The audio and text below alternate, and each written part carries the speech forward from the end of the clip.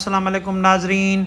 आज हम आपको बहुत बड़ी ख़बर बता रहे हैं। वफाकी उर्दू यूनिवर्सिटी के लॉ के तलबा हैं, उनसे इजाफ़ी फ़ीस वसूल की जा रही थी।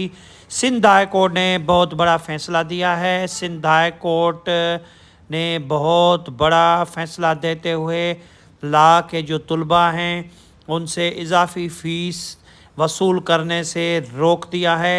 अदालत ने लॉ के तलबा को जो सालाना इम्तिहानात हैं उनमें शिरकत करने की भी इजाज़त दे दी है। सिंध हाई कोर्ट ने तलबा को जो है इम्तिहानात से ना रोका जाए। सिंध हाई कोर्ट ने ये फ़ैसला दिया है। 104 तलबा ने जो है सिंध हाई कोर्ट में दरख्वास्त दायर की थी। LLB के सेमेस्टर में जो दाखिलाएँ थीं उसमें उस वक्त फ़ीस जो थी वो 51,000 रुपये थी सेमेस्टर की। तो उर्दू यूनिवर्सिटी जो वफाकी उर्दू यूनिवर्सिटी है उनकी इंतज़ामिया ने फ़ीस जो है 50% बढ़ा दी थी। तो तलबा की फ़ीस यानी 30,000 रुपये और बढ़ गई और उनकी तलबा की जो फ़ीसें हो गई वो 80,000 के करीब हो गई और 30% उसमें एक और इजाफ़ा डाल दिया। तो तलबा की जो फ़ीसें थी वो बढ़कर 1 लाख से भी ऊपर हो गई। और तलबा का ये कहना था कि जो ये हम सिंध के मुख्तलिफ़ अज़ला से आते हैं यहाँ पढ़ने, हम फ़ीस अदा कर रहे हैं, हॉस्टल का मसला है, रहने का मसला है, अखराजात हैं। तो सिंध हाई कोर्ट के जस्टिस जुल्फ़िकार ने बहुत बड़ा फ़ैसला दिया, कहा कि तलबा से इजाफ़ी फ़ीस न ली जाए। फ़िलहाल इम्तिहानात जो हैं वो लिए जाएं और इम्तिहानात के बाद इस फ़ैसले पे जो भी होगा वो बाद में करेंगे। तो एजेंट हो गई है और छाजो केस हो घणी फ़ी जेकी अॻु में हुई हाणे घणी वधी आहे। असां फेडरल उर्दू यूनिवर्सिटी जा शागिर्द आहियूं जेके सभु दोस्त मौजूदु आहिनि हिन वक़्तु। असांजी फ़ीस 50% इंक्रीज़ कई वई। उन खां अलावा जेको फ़ीस 50% जंहिं पे न कई उनखे 30% लेट फ़ीस लॻी वई। उन जे ख़िलाफ़ु असां अॼु हाई कोर्ट में पिटीशन दाख़िल कईसीं। असांखे जस्टिस जुल्फ़िकार साहब उन स्टे ऑर्डर ॾिनो आहे, उन जा असां निहायत शुक्रगुज़ार आहियूं। असांखे स्टे ऑर्डर इहो मिलियो आहे त जेको जनरल ऑर्डर मिलियो आहे त बाबा उर्दू यूनिवर्सिटी जा जेके बि शागिर्द आहिनि उन लाइ जनरल ऑर्डर इहो आहे त 50% फ़ीस जेका न सी आहे उनखे डिक्लेयर कयो वञे, ख़तमु कयो वञे ऐं 30% जेका लेट फ़ीस आहे उनखे बि ख़तमु कयो वञे। इन लाइ असां हिते मौजूदु हुआसीं। असां निहायत शुक्रगुज़ार आहियूं चीफ जस्टिस जुल्फ़िकार ऐं हाई कोर्ट ऐं advocate Karachi bar association general secretary अख्तियार चंदो साहब जिन जी वॾी फ़र्ज़ हुई असांखे हिन केस में मदद कई। महिरबानी। तव्हां घणा शागिर्द आहियो? असां हिते शागिर्द 105 शागिर्द एटलीस्ट।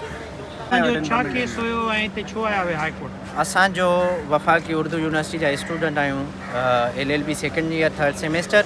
असांजी फर्स्ट सेमेस्टर में जेकी फ़ीस हुई उहा जेकी नॉर्मल फ़ीस हुई उहा हुई। पोइ सेकेंड सेमेस्टर खां असांजी फ़ीस इंक्रीज़ कई वई, वरी सेकेंड सेमेस्टर जी फ़ीस इंक्रीज़ कई वई, वरी थर्ड में असांखे लेट फ़ीस लॻाई वई।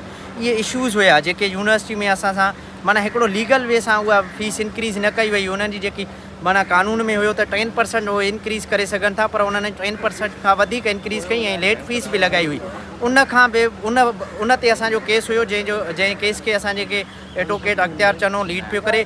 सो उन जी असांजे जस्टिस जुल्फ़िकार जे थ्रू इहो केस जो डिसीशन इहो थियो त बाबा हिननि स्टूडेंट्स खे जॾहिं त इहो सेम केस जो फाइनल ईयर वारनि कुझु टाइम पहिरियां केस फाइल कयो, उन्हनि खे फेवर मिली वई हुई। बाक़ी जेके ॿिया जनरल स्टूडेंट्स आहिनि या जेके ॿिया स्टूडेंट्स आहिनि उन्हनि खे फेवर छो न आहे। पोइ असांजे जस्टिस इहो ई डिसीशन ॾिनो त बाबा जी की हीअ फ़ीस इंक्रीज़ कई वई आहे, तव्हां पंहिंजे कानून जे दायरे खां ॿाहिरि इंक्रीज़ कई आहे। सो महिरबानी करे इनखे जेकी आर्डर हुई फेवर हुई पहिरियां जेकी बि असांजे सीनियरनि फाइल कई उहा सेम डिसीशन हाणे ओवरऑल जनरल जेकी बि स्टूडेंट्स आहिनि सभिनी ते एप्लीकेबल हूंदी ऐं असांजी फेवर में इहा केस वई।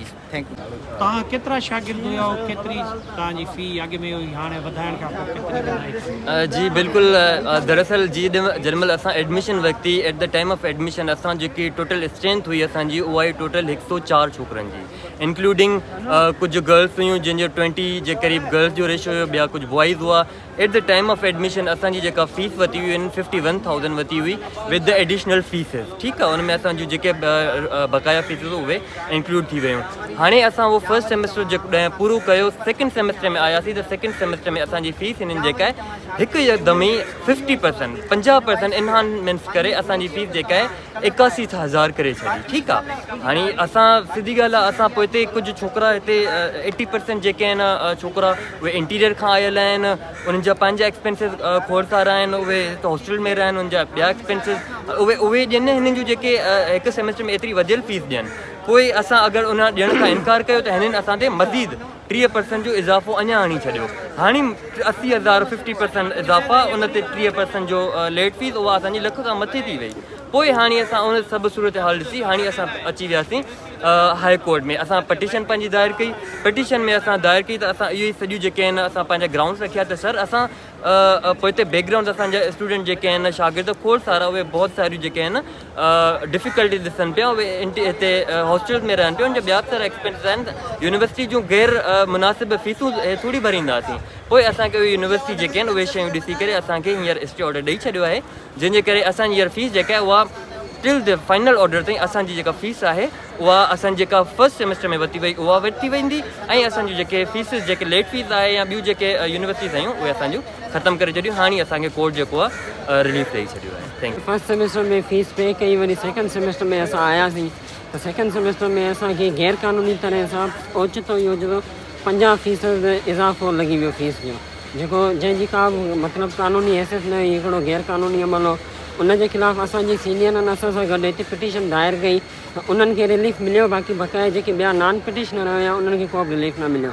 उन खां अलावा अञा असांजो कोर्ट में इशू हले पियो त असांखे यूनिवर्सिटी जे तरफ़ां मतिलबु ब्लैकमेल कनि पिया, मुख़्तलिफ़ जेके आहिनि नोटिफिकेशन जारी करे, इज़ाफ़ा जारी करे, फ़ीसुनि में इज़ाफ़ा जारी करे असांखे इमोशनली ब्लैकमेल कनि पिया। हाणे असां जॾहिं थर्ड सेमेस्टर में आयासीं त असांखे 81,000 20% पहिरियां, हाणे वरी 30% अञा वधीक जेको आहे सो डिमांड कनि पिया। उनजे जेको आहे सो करे असां हिते पिटीशन दायर कई ऐं असांखे जेको आहे सो अॼु कोर्ट जो स्टे ऑडर मिली वियो आहे। ऐं इनशाला जेका असां फर्स्ट सेमेस्टर में फ़ीस पे कई, जेका पूरी डिग्री असांजी हलंदी उन जी फ़ीस पे हलंदी।